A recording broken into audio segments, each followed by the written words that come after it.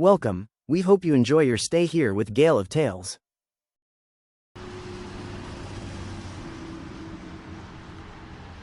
Blood and Stone. Origin. Written by Lena Simone. Part 4. The Box. Hours passed, and the echo of Silvie's words still swirled in her mind. From the moment she hung up the phone, Delaney had been pacing in her room, fighting the urge to panic. She remained calm enough to face her family throughout the day, but anticipation, nerves, and fear had been behind every one of her smiles or sarcastic remarks. In every idle moment, her mind wandered back to Silvie's terrifying words. Pulling her phone out of her back pocket, she hit the side button to bring the screen back to life. The time read, 12:26 p.m. She groaned as she sat the phone on the desk by the window, her gaze still fixed on the now dark screen. Silvie had been adamant they meet in person to discuss the details. She was very specific of the time and place. Eagle Vale Arch in Central Park. 6:45 p.m. She rubbed her eyes and sighed. Eagle Vale Arch? She realized she couldn't name a single arch in the entire park. But then again, neither could the average New Yorker. That's what Google is for, she muttered to herself, as she found another reason to pick her phone back up. After determining her route, she couldn't help entering Draugr into the search bar for the millionth time since the morning. She read the description she couldn't get out of her mind since the first time she saw it. Undead beings from Norse mythology, cursed to guard treasures or relive their agonizing deaths. Norse again. This definitely leads back to Mom, but why? What could she have to do with this? Accompanying the text were eerie images of decayed, towering figures with glowing eyes. The hair on the back of her neck stood on end. This can't be real, she said in a hushed voice, hoping, more than anything, that it wasn't. Shaking off a shiver, Delaney shoved her phone into her pocket, and before she knew it she was grabbing her keys, running out of the front door, and heading toward her car. When she arrived at Eagle Vale Arch, despite the circumstances, the artist in her couldn't help but notice the sheer beauty of the place. The arch itself was a stunning display of 19th-century craftsmanship. The smooth and weathered stone radiated a soft warmth under the amber glow of the street lamps. The surrounding area was surprisingly tranquil, punctuated only by the faint, distant hum of the city. Lush, leafy branches of midsummer trees framed the arch, their deep green hues casting dappled shadows on the ground. The air was alive with the subtle scent of sun-warmed earth and blooming flowers, mingling with the mineral tang of the old stone as she approached. Silvie was already there, waiting, her silhouette sharp against the warm light spilling from above. She leaned casually against one of the columns, her face was unreadable, although her posture was tense, coiled. She was dressed in a black shirt, black leather pants, and a long black coat. It was a stark difference from the way Delaney remembered seeing her the first time they met. This evening, Silvie seemed almost to melt into the deepening shadows, save for the faint gleam of her icy eyes as they locked onto Delaney. As Delaney drew closer, she noticed Silvie's fingers idly drumming against the hilt of what looked suspiciously like a dagger, tucked discreetly beneath her coat. Delaney had a strong feeling there were likely more that she couldn't see, but she didn't feel threatened by her. For some reason, she felt Silvie was as concerned for her as she was for herself. Finally standing in front of her, she didn't ask how Delaney was, didn't offer reassurance. Silvie got straight to the point. Her voice, when it came, was low and certain, pitched just above the hush of wind threading through the trees. "They're called Draugr," she said. "Old Norse. It means, again walker. The dead that rise." Delaney said nothing, but something in her posture shifted, an instinctive brace. "They were more than just warriors," Silvie continued. "They were cursed. Men who clung to their hate so tightly that even death couldn't pry it free. They guarded things, gold, relics, memories. But not out of duty. Out of obsession, possession. That's what binds them, the need to hold on." Her fingers stopped drumming, now they just clenched. "And when someone disturbs what they kept, they rise. Not to reclaim it, to punish, to remind." Delaney felt a cold thread weaving into her, tightening and gripping her insides. "What did what did I disturb?" Delaney managed to ask. "The stone," Silvie said. "It's a tether. Something ancient. You have ignited it, again." Delaney's mouth went dry. "Again? So they're coming for me." Silvie's gaze didn't waver. They're already here. Listen, I can sense your questions. And I promise I will answer them. Your ties, your connection to this. It'll all be revealed in time, but right now, we need to focus on sending them back behind the veil, Silvie continued. Delaney nodded, her stomach a knot of panic and purpose.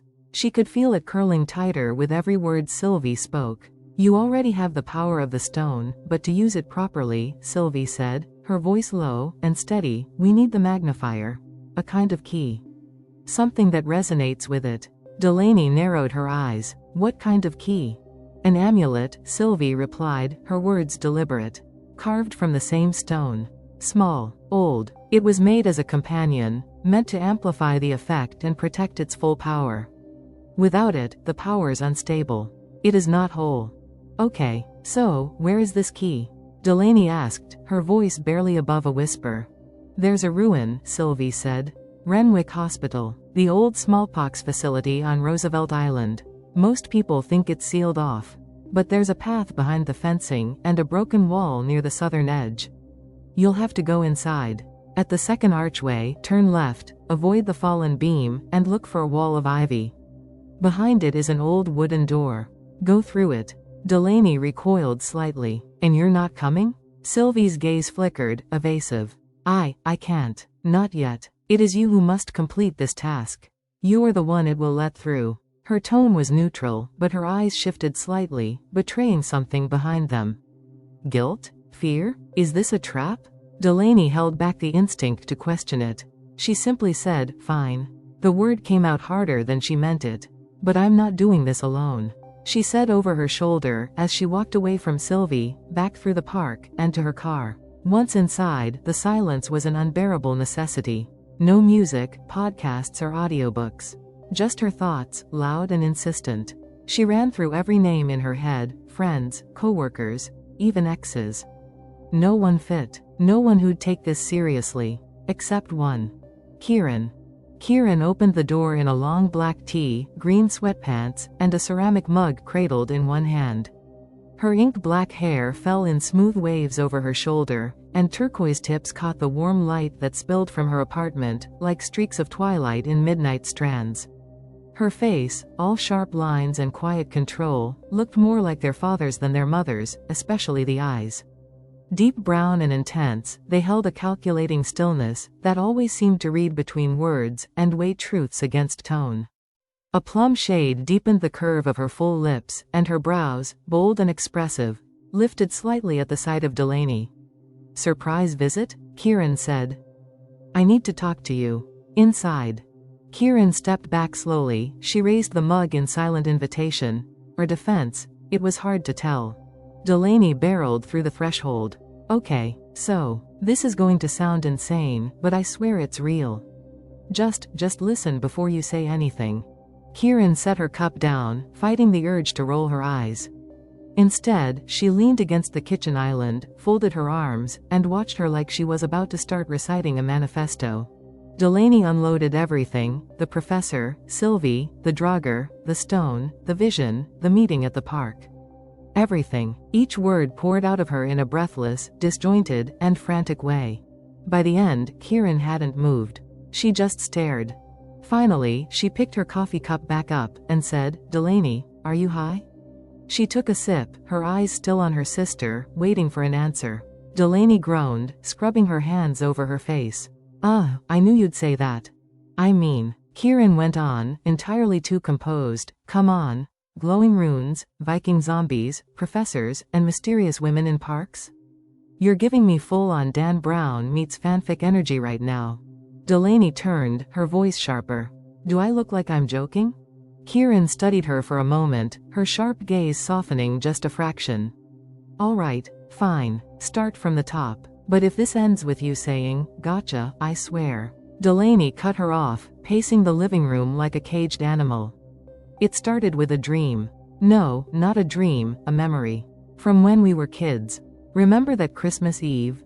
When True and I tried to catch Santa? Kieran chuckled, despite the seriousness of Delaney's tone.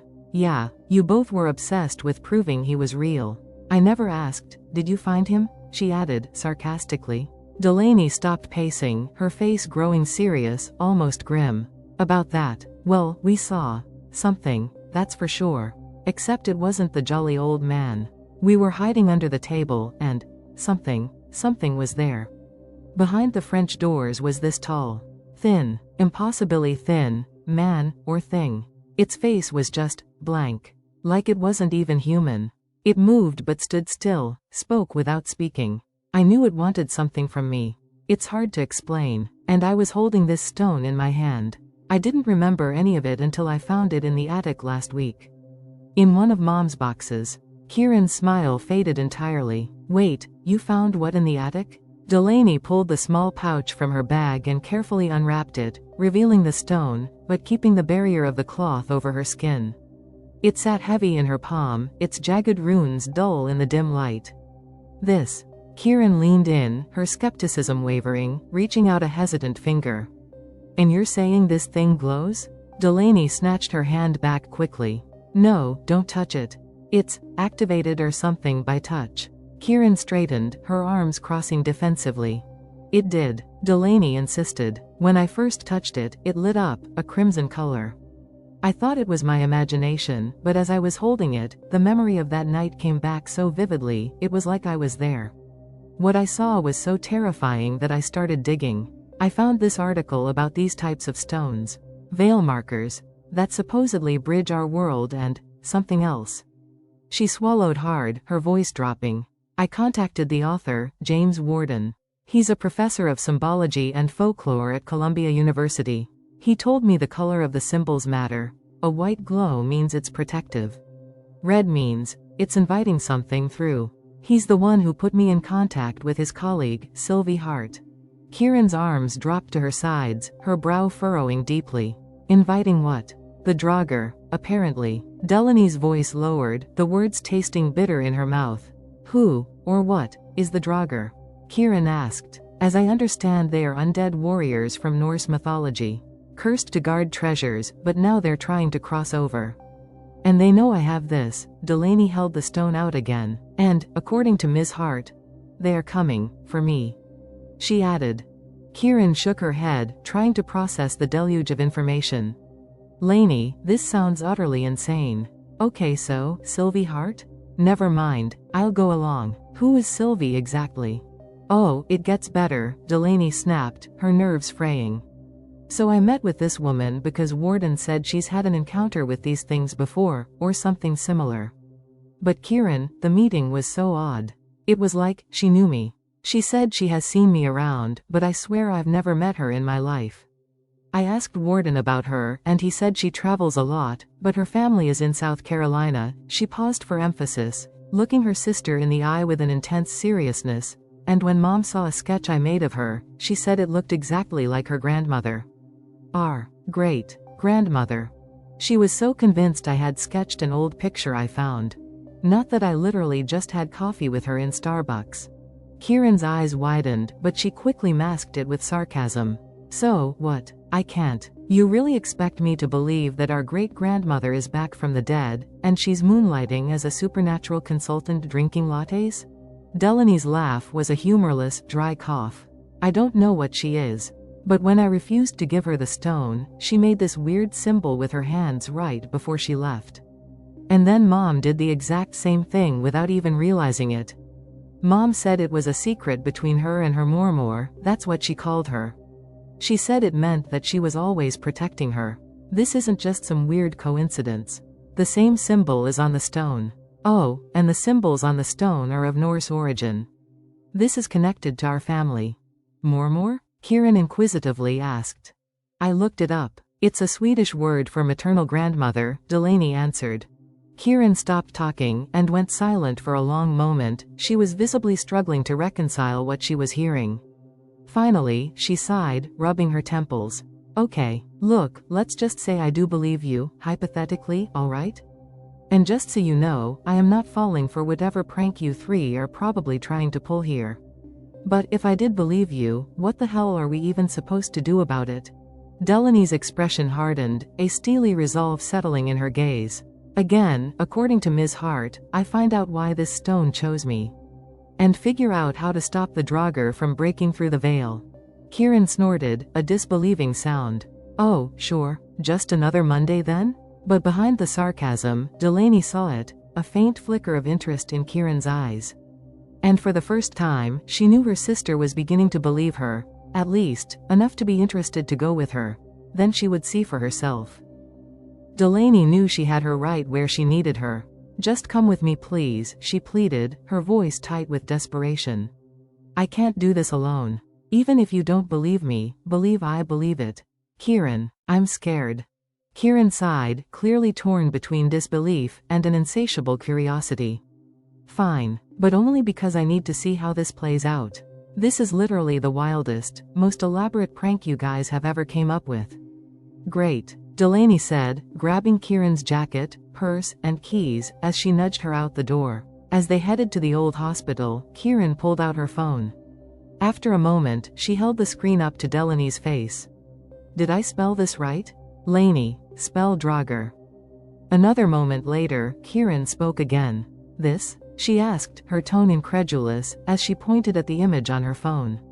This is after you? And you're sure this is not a joke, and you're not high? Delaney glanced at the screen.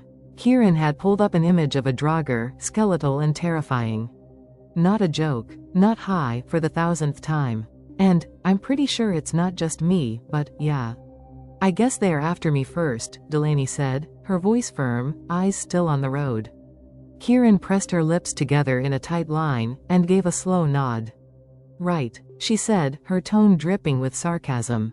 And our great-grandmother, who we've literally never met, let me get this straight, has risen from the grave to read The Great Gatsby one last time, and save you from Norse demons? Delaney shot her a withering look. This isn't a joke, Kieran. Kieran shrugged, but the slight tremor in her hands as she put her phone down betrayed her nerves. All right, she said softly, with a hint of something resigned in her voice. We'll see. Delaney sped through the streets for what felt like a lifetime, the car humming obnoxiously as she pushed the accelerator harder than necessary. The ride felt both unbearably fast and painfully slow, with time stretching as the distance shrank. Kieran glanced at the speedometer nervously before stealing a look at her sister, whose lips were set in a tight line, her focus glued to the road. So, Kieran began cautiously, trying to fill the tense silence. Silvie, who is she really? How did she even get mixed up in all this? Delaney hesitated, her grip tightening on the wheel. She's tied to the stone. That's all I know for sure. That's not an answer, Laney, Kieran pressed, a hint of frustration in her voice. Delaney sighed sharply, her tone curt. It's the best I've got right now, okay? Sensing her sister's growing unease, Kieran decided to drop the subject.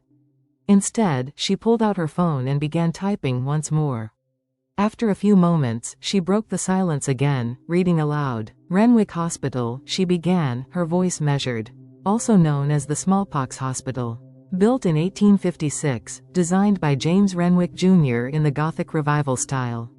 Abandoned now, leaving behind a hauntingly beautiful ruin. I should have brought my camera, she said sarcastically, glancing at her sister. Kieran clicked the image next to the text, then shot Delaney a sharper look this time, her brows knitting together.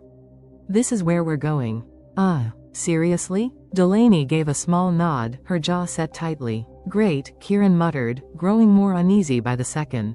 The descriptions of its ghostly structure weren't helping. She shifted in her seat and added, you know, I think your prank might actually be working because I'm genuinely starting to freak out. Delaney didn't respond, her mind too busy replaying Silvie's warning about what would happen if they didn't retrieve the object in time. If they failed, she shook her head, dismissing the thought. Hopefully, we get in and out, Delaney said, replying to her own thoughts. Her mind was all over the place. A week ago, her biggest dilemma had been whether to quit her uninspiring job and finally pursue her passion. Now, she was racing toward an abandoned hospital with her skeptical sister, preparing to perform a ritual with her possibly deceased great-grandmother, who might also be a demon. And it was all to stop undead creatures from destroying what? The world? The car screeched to a halt as they reached their destination. Both sisters stared at the looming structure ahead, shrouded in eerie silence. Renwick Hospital stood like a crumbling sentinel against the backdrop of the darkening sky. The exterior was hauntingly beautiful, just as Kieran had read. Its Gothic Revival design still held a strange majesty, despite the decay. Stone walls were weathered and cracked, with ivy creeping like veins across its surface. Tall, arched windows stared blankly, many missing their glass, leaving only hollow voids. Jagged remnants of spires jutted against the sky, their sharp silhouettes adding to the eerie atmosphere. "It's so empty," Delaney muttered, stepping out of the car. Kieran followed hesitantly, her earlier sarcasm fading as the weight of the place settled on her shoulders. "It's not just empty," she murmured, looking around. "It feels like it's waiting." Delaney glanced at her sister and gave a slight nod. "Let's get this over with." Together, they approached the hospital, the sound of their footsteps swallowed by the oppressive stillness surrounding them. Delaney and Kieran followed the strange and cryptic instructions Silvie had given. The path through Renwick Hospital was anything but straightforward. Silvie had warned of hidden entrances and secret passageways, and as they walked, it became clear why. The main hall was barely navigable, with rubble strewn across the floor and large holes gaping in the ceiling above. Silvie's directions had been precise. Turn left at the second archway, step over the fallen beam, and look for a small door hidden behind a wall of ivy. Delaney pushed the vines aside, revealing the weathered wooden door.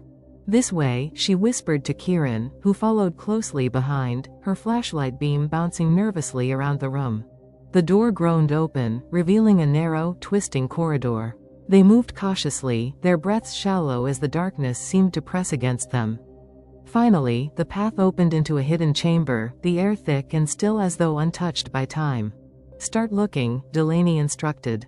The two began searching, feeling along the crumbling brick walls, overturning debris, and scouring every nook and cranny for the object Silvie had described. Finally, Delaney's fingers brushed against something odd, a brick that felt slightly looser than the rest. She pushed and pried until it shifted, revealing a small wooden box nestled inside the wall. "Got it," Delaney called, her voice cutting through the silence. Kieran hurried to her sister's side, her earlier skepticism replaced with eager curiosity. "What's in the box?" she exclaimed, drawing out the last word with dramatic flair. She couldn't resist. If ever there was a perfect moment to reference Brad Pitt's iconic line, this was it. Delaney shot in. "Are you serious?" look, but before Delaney could respond, a deafening sound rang out. It was as if the earth had split open, though everything around them remained eerily still. "What was that?" Kieran whispered, her voice trembling. Delaney's eyes darted to the foggy distance beyond the chamber. She could see shapes beginning to materialize, hulking figures heavy with armor, their glowing eyes cutting through the haze. "The Draugr, they're here." Delaney breathed, her voice barely audible. The sisters stood frozen for a moment, the sound of the Draugr's footsteps growing louder in a deliberate and unrelenting rhythm. "Run," Delaney said in a voice a little louder than a whisper. She grabbed Kieran's arm, and pulled her toward the exit. They sprinted as fast as they could, their footsteps echoing down the twisting corridor. The Draugr were close now, their glowing eyes and skeletal faces hauntingly clear as they emerged fully from the fog. Though they ran as fast as they could, the Draugr's pace did not quicken, but the sisters could feel them getting closer. Delaney and Kieran burst through the hospital door and raced to the car. Delaney threw the box to Kieran as she fumbled to start the engine. "Get in. Go, go," Kieran shouted, slamming the passenger door shut as Delaney ran around the front of the car as fast as she could, and jumped into the driver's seat. Slamming the door, she peeled away, the tires screeching against the cracked pavement. Kieran clutched the box tightly, her hands trembling as she slid it into Delaney's bag.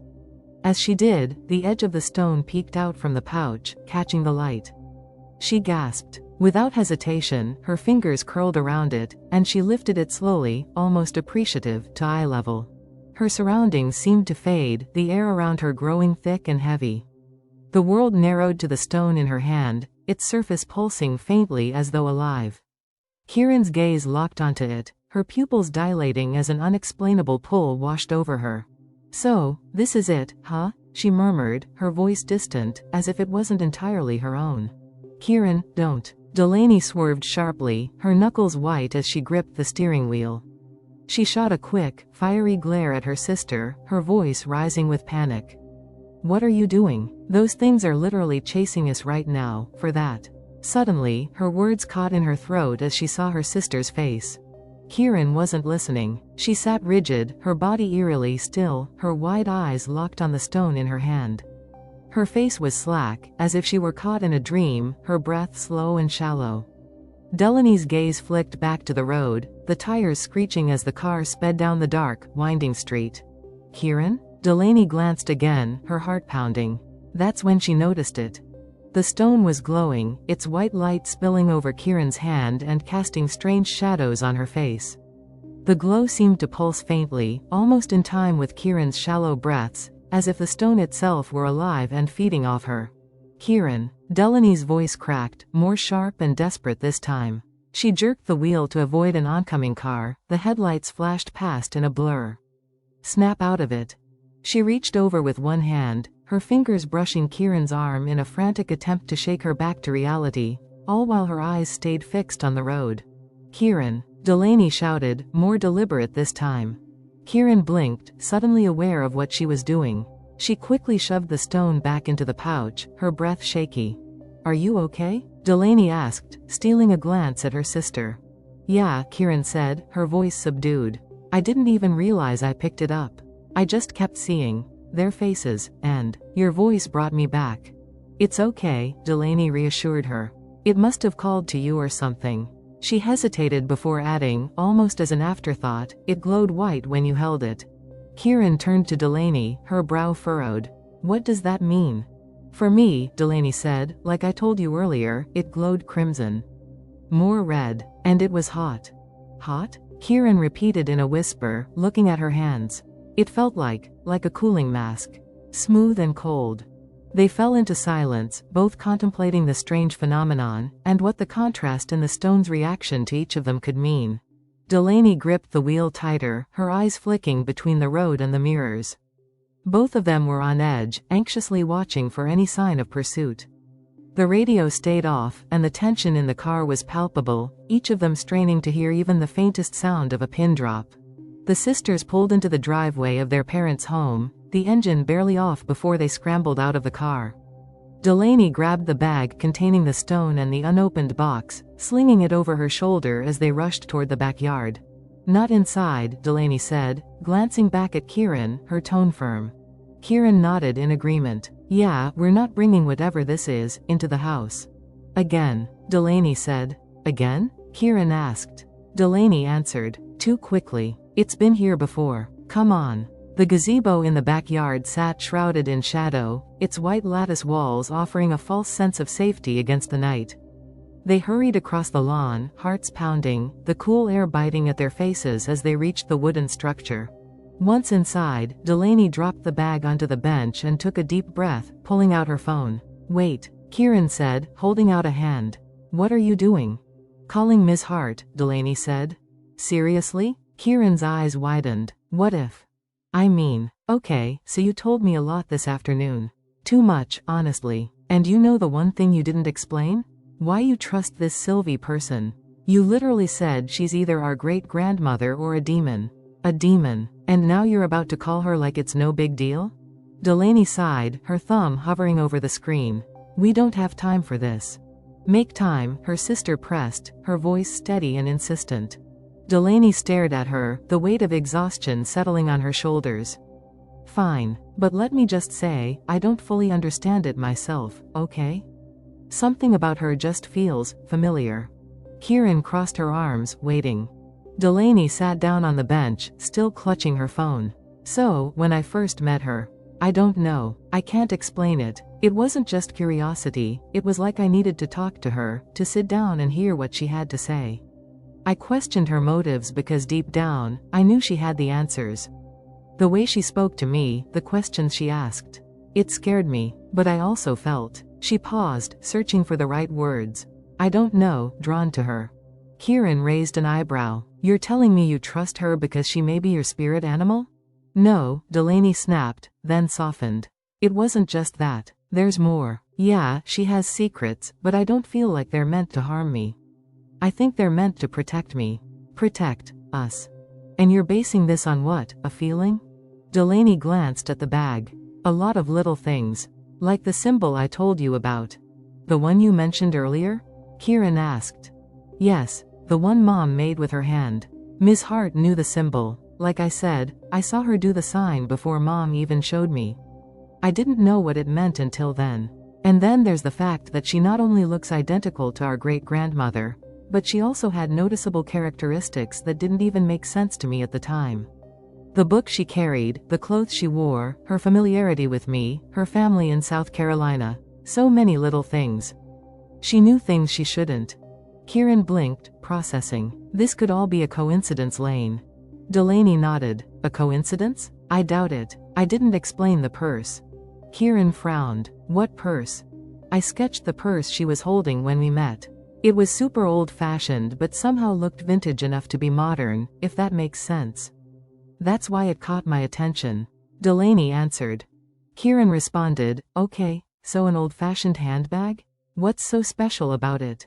Mom saw it. She said her grandmother had one just like it, that it was a gift from her mother.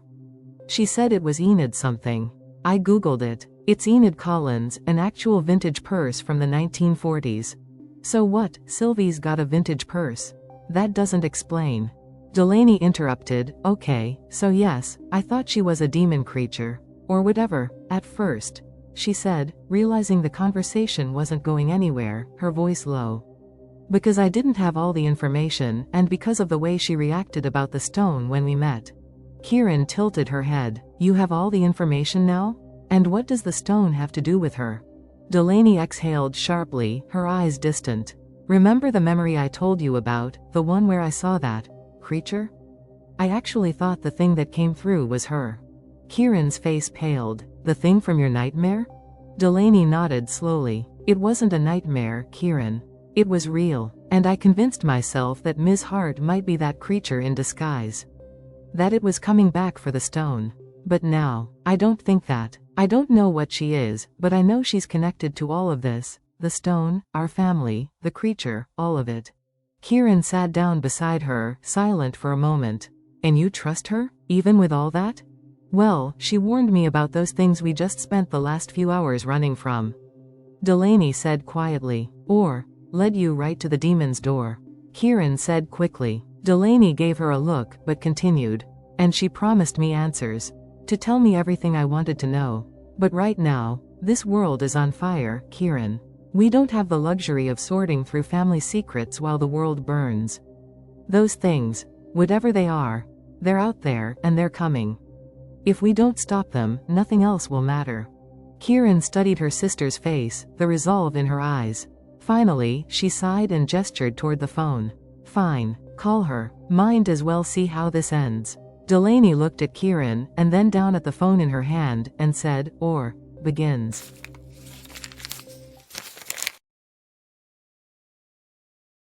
Next in the finale of Bloodstone Origin, Part 5, Tethered. Thank you for listening with us at Gale of Tales. Please like, comment, share, and subscribe. May these tales linger until the next Gale arrives.